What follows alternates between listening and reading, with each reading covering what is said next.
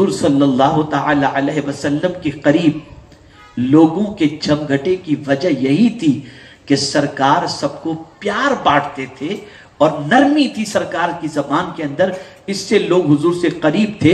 سرکار کا دل نرم تھا، زبان نرم تھی، عادتیں نرم تھی۔ اللہ اکبر۔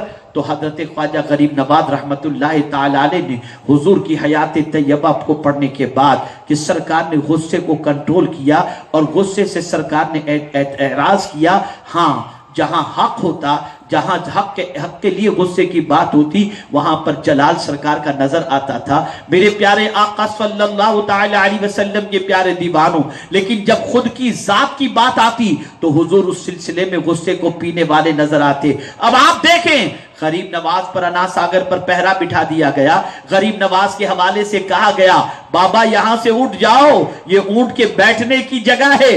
میں جب یہ سوچتا ہوں تو مجھے حیرت ہوتی ہے، اللہ اللہ، ابو سفیان جب قحط پڑا، ابھی اسلام کی آغوش میں وہ نہیں آئے تھے، مکے میں قحط پڑا اور کوئی قحط کے ازالے کا ذریعہ سمجھ میں نہیں آ رہا تھا، تو انہوں نے حضور سے عرض کیا، اے محمد صلی اللہ علیہ وسلم، کیا تمہارے خاندان والے بھوکے مر جائیں تم اسے گوارا کرو گے؟ حالانکہ ابھی ابو سفیان نے اسلام قبول نہیں کیا ہے۔ سرکار سے جنگ کے سلسلے میں پیش رہنے والے ابھی سرکار سے یہ عرض کرتے ہیں، میرے آقا نے اپنی قوم ہی نہیں بلکہ انسانوں پر کرم نوازی فرماتے ہوئے دست بد دعا ہوئے، اے اللہ باران رحمت کو نازل فرما۔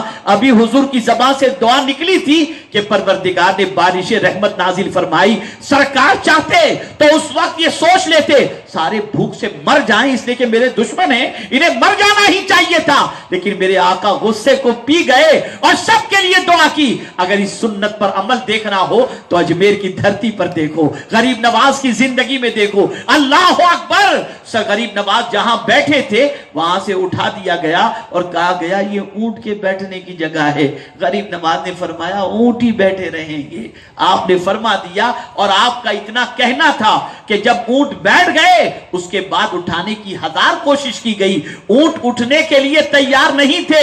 اللہ اکبر۔ پھر وہ دشمن حاضر ہوتے ہیں، بابا اب تو اونٹ نہیں اٹھ رہے، اب تم ہی کہہ دو تو اونٹ اٹھ جائیں گے۔ میرے غریب نواز کو ان کی فریاد سننی تھی، کرم کی نظر فرمائی اور اونٹ کو حکم دیا تو اونٹ اٹھ کے چلنا شروع کر دیتے ہیں۔ ورنہ آپ مجھے بتاؤ، غصے کے عوض کے اندر کوئی کسی کو ذرا ہٹا کر تو دیکھے، گھر سے نکال کر تو دیکھے، جگہ سے بھگا کر تو دیکھے، پھر اس کے بعد اس کے پاس طاقت ہو تو وہ کتنا پریشان کرتا ہے ذرا دیکھے۔